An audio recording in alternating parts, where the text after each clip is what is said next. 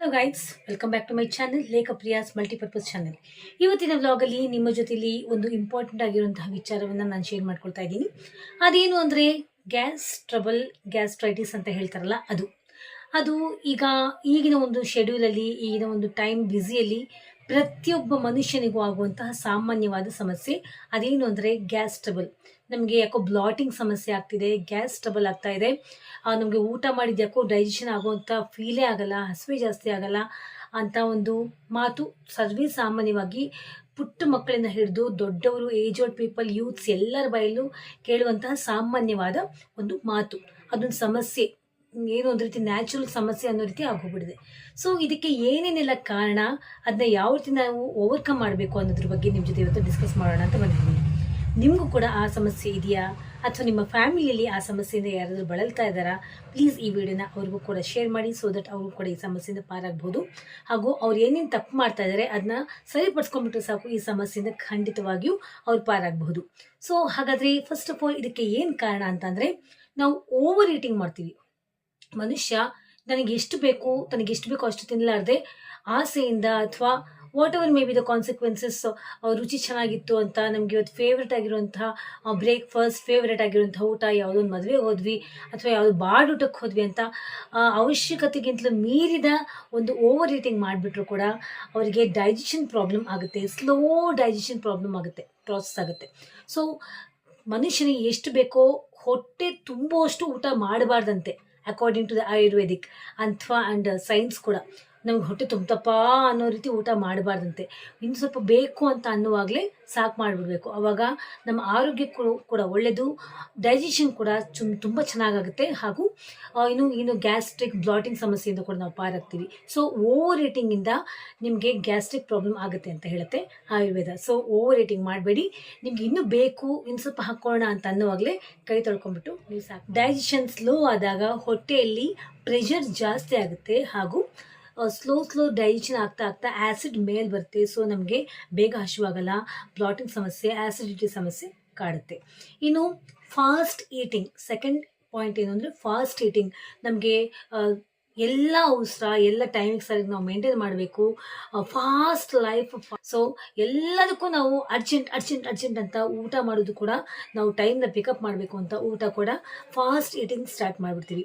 So fast eating start ಮಾಡಿದಾಗ, ಬೇಗ ತಿಂದಾಗ ಆ ಒಂದು ತಿನ್ನುವ ಒಂದು ಏನು ಸ್ಪೀಡ್ ಇರುತ್ತಲ್ಲ, ಅದ್ರ ಜೊತೆಲಿ ಏರ್ ಕೂಡ ಹೊರಟು ಹೋಗುತ್ತೆ ಬಾಯೊಳಗೆ.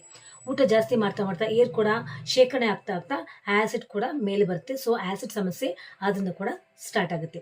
ಸೊ ಏನೇ ಇದ್ರೂ ಕೂಡ ನಿಮ್ಮ ಒಂದು ಈಟಿಂಗ್ ಪ್ರಾಸೆಸ್ ಏನಿರುತ್ತೆ, ಜಗದು ಊಟ ಮಾಡಿ, ಸ್ಲೋ ಆಗಿ ಊಟ ಮಾಡಿ ಅಂತ ಹೇಳ್ತಾ ಇದೆ ಸೈನ್ಸ್ ಹಾಗೂ ಆಯುರ್ವೇದ. ನೆಕ್ಸ್ಟ್ ಏನು ಅಂದರೆ, ಅತಿಯಾದ ಖಾರ ತಿನ್ನೋದ್ರಿಂದ ಅಥವಾ ಆಯಿಲಿ ಫುಡ್, ಜಂಕ್ ಫುಡ್ ಏನಂತೀವಿ ಅದನ್ನ ತಿನ್ನೋದ್ರಿಂದ, ಅಥವಾ ಕರಿದ ಪದಾರ್ಥಗಳನ್ನು ತಿನ್ನೋದ್ರಿಂದ ನಮ್ಮ ಒಂದು ಡೈಜೆಷನ್ ಪ್ರಾಬ್ಲಮ್ ಸ್ಲೋ ಆಗುತ್ತೆ. ಆ್ಯಂಡ್ ರಿಫ್ಲೆಕ್ಸ್ ಪ್ರಾಬ್ಲಮ್ನ ಅದು ಎಫೆಕ್ಟ್ ಮಾಡುತ್ತೆ. ಓಕೆ, ಸೊ ನಾವೇನು ಮಾಡಬೇಕು, ಆದಷ್ಟು ಕರಿದ ಪದಾರ್ಥಗಳನ್ನು ನಾವು ತ್ಯಜಿಸ್ಬಿಡ್ಬೇಕು. ಖಾರವಾದ ಒಂದು ಸ್ಪೈಸಿ ಐಟಮ್ಸ್ನ ನಾವು ತ್ಯಾಗ ಮಾಡಿಬಿಡ್ಬೇಕು. ಅದರಲ್ಲೂ ಈಗಾಗಲೇ ನಮ್ಗೆ ಗ್ಯಾಸ್ಟ್ರಿಕ್ ಪ್ರಾಬ್ಲಮ್ ಇದೆ ಅಂತ ಅನ್ನೋರು ಖಂಡಿತವಾಗಿಯೂ ನೀವು ಖಾರ ಅಥವಾ ಆಯಿಲಿ ಸ್ಟಫ್ಸ್ನ ನೀವು ತಿನ್ನಕ್ಕೆ ಹೋಗಲೇಬಾರ್ದು ಅಂತ ಇನ್ಸಿಸ್ಟ್ ಮಾಡುತ್ತೆ ಆಯುರ್ವೇದ ಹಾಗೂ ಸೈನ್ಸ್.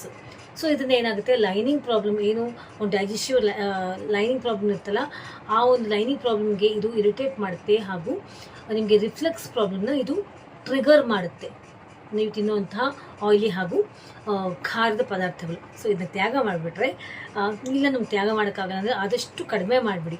ಓಕೆ, 100% ಇರೋರು 50% ಬನ್ನಿ, 50% ಇರೋರು 20% ಬನ್ನಿ, ಮಾಡ್ತಾ ಸಂಪೂರ್ಣ ಬಿಟ್ಬಿಡಿ. ನಿಧಾನಕ್ಕೆ ಟೇಕ್ ಸಮ್ ಟೈಮ್ ಅಂತ ಗೊತ್ತು, ಬಟ್ ನಿಧಾನಕ್ಕೆ ಅದನ್ನ ತ್ಯಾಗ ಮಾಡಿದ್ರೆ ಆರೋಗ್ಯ ಕೂಡ ಚೆನ್ನಾಗಿರುತ್ತೆ. ನೆಕ್ಸ್ಟ್ ಪಾಯಿಂಟ್ ಬಂದು ಕಾರ್ಬೋನೇಟ್ ಡ್ರಿಂಕ್ಸ್, ಅಂದರೆ ಪ್ಯಾಕೇಜ್ಡ್ ಡ್ರಿಂಕ್ಸ್ ಏನಿದೆ. ಈಗ ತುಂಬಾ ಬಿಸಿಲು, ನಾವು ಕೂಲ್ ಡ್ರಿಂಕ್ಸ್ ಕುಡಿದ್ಬಿಟ್ವಿ ಅಂತ ಇದೆಯಲ್ಲ, ಲೈನಿಗೆ ತುಂಬ ಒಂದು ಲಿಸ್ಟೇ ಇದೆ, ಅಂತಹ ಒಂದು ಕೂಲ್ ಡ್ರಿಂಕ್ಸ್ ಎಲ್ಲ ಕುಡಿದ್ಬಿಡೋದು. ಇದರಿಂದ ಏನು ಅನ್ಕೋತೀವಿ, ನಮ್ಮ ಗ್ಯಾಸ್ಟ್ರಿಕ್ ಸಮಸ್ಯೆ ದೂರ ಆಗುತ್ತೆ ಇದನ್ನ ಕುಡಿಯೋದ್ರಿಂದ ಅಂತ ಅನ್ಕೋತೀವಿ. ಬಟ್ ನೋ, ಇದನ್ನ ಗ್ಯಾಸ್ಟ್ರಿಕ್ ಸಮಸ್ಯೆ ಜಾಸ್ತಿ ಆಗುತ್ತೆ. ನಾವೇನು ಡಕಾರ್ ಬರುತ್ತಲ್ಲ, ಒಂದು ತೇಗು ಬರುತ್ತಲ್ಲ, ಆ ತೇಗು ಗ್ಯಾಸ್ಟ್ರಿಕ್ ಸಮಸ್ಯೆನ ಹೋಗ್ಲಾಡ್ಸಲ್ಲ, ಅದು ಗ್ಯಾಸ್ಟ್ರಿಕ್ ಸಮಸ್ಯೆ ಇದೆ ಅಂತ ನಮ್ಗೆ ಸೂಚನೆ ಮಾಡುತ್ತೆ, ಅದು ಗ್ಯಾಸ್ಟ್ರಿಕ್ ಕೂಡ. ಸೊ ಅದರಿಂದ ನಿಮಗೆ ಬ್ಲಾಟಿಂಗ್ ಸಮಸ್ಯೆ ಕೂಡ ಆಗುತ್ತೆ. ಸೊ ಆ ಒಂದು ರಾಂಗ್ ನೋಷನಲ್ಲಿ ಇರಬೇಡಿ. ನಾವು ತುಂಬ ಊಟ ಮಾಡಿಬಿಡ್ತೀವಿ, 7 ಕುಡಿದ್ಬಿಟ್ರೆ, ಪೆಪ್ಸಿ ಕುಡಿದ್ಬಿಟ್ರೆ ಅಥವಾ ಸ್ಪ್ರೈಟ್ ಏನಾದರೂ ಕುಡಿದ್ಬಿಟ್ರೆ ನಮಗೆ ಗ್ಯಾಸ್ಟ್ರಿಕ್ ಸಮಸ್ಯೆ ಇರಲ್ಲ ಅಂತ ಅಂದ್ಕೋಬೇಡಿ. ಸೊ ಇದರಿಂದ ಇನ್ನೂ ಗ್ಯಾಸ್ಟ್ರಿಕ್ ಸಮಸ್ಯೆ ಜಾಸ್ತಿ ಆಗುತ್ತೆ, ಬ್ಲಾಟಿಂಗ್ ಕೂಡ ಹೆಚ್ಚಾಗುತ್ತೆ ಅಂತ ಸೈನ್ಸ್ ಹೇಳುತ್ತೆ. ಈಗಾಗಲೇ ನನ್ನ ಎಷ್ಟು ಹಿಂದಿನ ವಿಡಿಯೋಗಳಲ್ಲಿ ಹೇಳಿದ್ದೀನಿ, ಸ್ಟ್ರೆಸ್ ಹಾಗೂ ಆಂಗ್ಸೈಟಿನ ಮಾಡ್ಕೋಬಾರ್ದು. ಸ್ಟ್ರೆಸ್ ಮಾಡಿಕೊಂಡ್ರೆ, ಆಂಗ್ಸೈಟಿ ಮಾಡಿಕೊಂಡ್ರೆ ಅದು ಡೈರೆಕ್ಟಾಗಿ ಬ್ರೈನಿಗೆ ಕನೆಕ್ಷನ್ ಆಗುತ್ತೆ. ನಾವೇನೇನು ಊಟ ಮಾಡ್ತೀವಿ ಅದು ಕೂಡ ಬ್ರೈನಿಗೆ, ನಮ್ಮ ಬ್ರೈನ್ನ ರೆಗ್ಯುಲೇಟ್ ಮಾಡುತ್ತೆ, ಬ್ರೈನ್ನ ಚಾರ್ಜ್ ಮಾಡುತ್ತೆ. ಸೊ ಅದರಿಂದ ಕೂಡ ನಮ್ಮ ಸರ್ವತೋಮುಖವಾಗಿ ನಮ್ಮ ಆರೋಗ್ಯ ಕೆಟ್ಟೋಗುತ್ತೆ. ಇದರಿಂದ ಕೂಡ ಗ್ಯಾಸ್ಟ್ರಿಕ್ ಆಗುತ್ತೆ ಹಾಗೂ ಬ್ಲಾಟಿಂಗ್ ಆಗುತ್ತೆ. ನಮ್ಮ ಡೈಜೆಸ್ಟಿವ್ ಸಿಸ್ಟಮ್ನ ಇದು ಅಫೆಕ್ಟ್ ಮಾಡುತ್ತೆ. ಸೊ ಏನೇ ಟೆನ್ಷನ್ ಇದ್ದರೂ ಕೂಡ ಅದೆಲ್ಲ ದೂರ ಮಾಡಿಬಿಡಿ, ಸ್ಟ್ರೆಸ್ ಮಾಡ್ಕೋಬೇಡಿ, ಆಂಗ್ಸೈಟಿ ಮಾಡ್ಕೋಬೇಡಿ, ಆಗೋದೆಲ್ಲ ಆಗುತ್ತೆ. ನಾವು ಸ್ಟ್ರೆಸ್ ಮಾಡಿಕೊಂಡು ನಾವು ಯೋಚನೆ ಮಾಡ್ಕೊಂಡಿದ್ರೆ ನಾವು ಟೆನ್ಷನ್ ತಗೊಳ್ಳೋದ್ರಿಂದ ಯಾವುದು ಸರಿಪಡಿಸೋಕ್ಕಾಗಲ್ಲ. ಜೊತೆಗೆ ಸರಿಪಡಿಸೋಕ್ಕಾಗಲ್ಲ ಅದೊಂದು, ಹಾಗೂ ಜೊತೆಯಲ್ಲಿ ನಮಗೆ ಗಿಫ್ಟ್ ಆಗಿ ಕಾಂಪನ್ಸೇಟ್ ಆಗಿ ಏನಾಗುತ್ತೆ, ನಮ್ಮ ಒಂದು ಆರೋಗ್ಯ ಕೂಡ ಹಾಳಾಗುತ್ತೆ ಅಂತ ನಾನು ಹೇಳ್ತಾ ಇದ್ದೀನಿ. ಸೊ ಡೈಜೆಸ್ಟಿವ್ ಸಿಸ್ಟಮ್ನ ಚೆನ್ನಾಗಿ ಇಟ್ಕೋಬೇಕು. ಬ್ಲಾಟಿಂಗ್, ಆ್ಯಸಿಡಿಟಿ ಸಮಸ್ಯೆ ಇರಬಾರ್ದು ಅಂತಂದರೆ ನೀವು ಈ ಒಂದು ಆಂಗ್ಸೈಟಿ ಸ್ಟ್ರೆಸ್ನ ದೂರ ಮಾಡ್ಕೊಂಬಿಡಿ. ನೆಕ್ಸ್ಟ್ ಬಂದು ಕೆಲವರು ವೆಯ್ಟ್ ಲೂಸ್ ಮಾಡಬೇಕು ಅಂತ ಬ್ರೇಕ್ಫಾಸ್ಟ್ ಸ್ಕಿಪ್ ಮಾಡಿಬಿಡ್ತಾರೆ, ಅಥವಾ ಬ್ರೇಕ್ಫಾಸ್ಟ್ ತಿಂತಾರೆ, ಲೇಟಾಗಿ ತಿಂತಾರೆ, ಮಧ್ಯಾಹ್ನ ಊಟನೇ ಮಾಡಲ್ಲ, ಮತ್ತು ರಾತ್ರಿ ಯಾವಾಗೋ ಊಟ ಮಾಡ್ತಾರೆ. ಈ ಗ್ಯಾಪ್ ಇರುತ್ತಲ್ಲ, ಈಗಾಗಲೇ ನಮ್ಮೆಲ್ಲರಿಗೂ ಗೊತ್ತು, ತುಂಬ ಗ್ಯಾಪ್ ಆದರೆ, ಒಂದು ಮೀಲ್ ಟು ಅನದರ್ ಮೀಲ್ ತುಂಬ ಗ್ಯಾಪ್ ಆದರೂ ಕೂಡ ಗ್ಯಾಸ್ಟ್ರಿಕ್ ಸಮಸ್ಯೆ ಅದು ಸ್ಟಾರ್ಟ್ ಆಗುತ್ತೆ. ಬಿಕಾಸ್ ಇದು ಹೊಟ್ಟೆಲಿ ಆ್ಯಸಿಡ್ ಉಂಟು ಮಾಡುತ್ತೆ. ಸೊ ಅದು ಬ್ಲಾಟಿಂಗ್ ಸಮಸ್ಯೆಗೆ, ಗ್ಯಾಸ್ಟ್ರಿಕ್ ಸಮಸ್ಯೆಗೆ ನೇರವಾಗಿ ಕಾರಣ ಆಗುತ್ತೆ. ಸೊ ನೀವೇನು ಊಟ ಮಾಡ್ತೀರಾ ಅದು ಸ್ಮಾಲ್ ಅಮೌಂಟಲ್ಲೇ ಆಗಲಿ, ನೀವು ಒಂದು ಗ್ಯಾಪ್ನ ಕಡಿಮೆ ಮಾಡಿಕೊಂಡು, ಇಷ್ಟು ತಿನ್ನೋದನ್ನ ಅದನ್ನ 3 ಸಲ ಒಂದು ಗ್ಯಾಪ್ ಮಾಡಿಕೊಂಡು 3 ಇಂಟರ್ವೆಲ್ಸ್ ಆಫ್ ಟೈಮಲ್ಲಿ ನೀವು ಅದನ್ನ ಇಂಟೇಕ್ ಮಾಡ್ತಾ ಇದ್ರೆ ಖಂಡಿತವಾಗಿಯೂ ನಿಮಗೆ ಗ್ಯಾಸ್ಟ್ರಿಕ್ ಸಮಸ್ಯೆ ಆಗೋದಿಲ್ಲ. ಜೊತೆಗೆ ಕಾಂಪನ್ಸೇಟ್ ಆಗಿ ಏನಾಗುತ್ತೆ, ನಿಮ್ಮ ವೆಯ್ಟ್ ಕೂಡ ರಿಡಕ್ಷನ್ ಆಗುತ್ತೆ, ತುಂಬಾ ಸಹಾಯ ಆಗುತ್ತೆ. ಸೊ ಈ ರೀತಿ ಮಾಡಿ, ಹಾಗೂ ಆಸಿಡಿಟಿ, ಡೈಜೆಷನ್ ಒಂದು ಪ್ರಾಬ್ಲಮ್ಗೆ ನೀವು ಗುಡ್ ಬೈ ಹೇಳಿ. ಅಷ್ಟೇ ಅಲ್ಲ, ಹೊಟ್ಟೆಲಿ ಉರಿ ಸ್ಟಾರ್ಟ್ ಆಗುತ್ತೆ, ಏನು ಯಾಕೊಂಥರ ಹೊಟ್ಟೆ ಉರಿತಾ ಇದೆ ಅಂತ ಅನ್ನೋಂಥ ಸಮಸ್ಯೆ ಕೂಡ ಸ್ಟಾರ್ಟ್ ಆಗುತ್ತೆ ಊಟದ ಒಂದು ಗ್ಯಾಪ್ ಜಾಸ್ತಿ ಆದಾಗ. ಓಕೆನಾ? ಸೊ ಊಟವನ್ನು ಗ್ಯಾಪ್ ಮಾಡ್ಕೊಂಡು, ತುಂಬ ಲಾಂಗ್ ಗ್ಯಾಪ್ ಆಗಿ ಮಾಡಿಕೊಂಡು ಊಟ ಮಾಡ್ಕೋಬೇಡಿ. ನಾನು ಈಗಾಗಲೇ ಹೇಳೋ ಹಾಗೆ ಒಂದು ಒಂದು ಹೊತ್ತಿಗೆ ಇಷ್ಟು ತಿಂತೀವ, ಅದನ್ನೇ ಒಂದು 2 ಅಥವಾ 3 ಇಂಟರ್ವೆಲ್ ಆಫ್ ಟೈಮಲ್ಲಿ ನೀವು ಇಂಟೇಕ್ ಮಾಡ್ತಾ ಹೋದರೆ ಹೊಟ್ಟೆ ಉರಿ, ಗ್ಯಾಸ್ಟ್ರಿಕ್ ಸಮಸ್ಯೆ, ಆ್ಯಸಿಡಿಟಿ ಸಮಸ್ಯೆಯಿಂದ ನೀವು ಪಾರಾಗಬಹುದು. ಸೊ ಈ ಎಷ್ಟೆಲ್ಲ ಕಾರಣಕ್ಕೆ ಕೇವಲ ಊಟ, ಯಾವ ರೀತಿ ಕ್ವಾಲಿಟಿ ಆಫ್ ಫುಡ್ ಕೂಡ ಇಂಪಾರ್ಟೆಂಟ್ ಆಗುತ್ತೆ. ಈಗಾಗಲೇ ನೀವು ಕೇಳಿಸ್ಕೊಂಡಿದ್ದೀರಾ.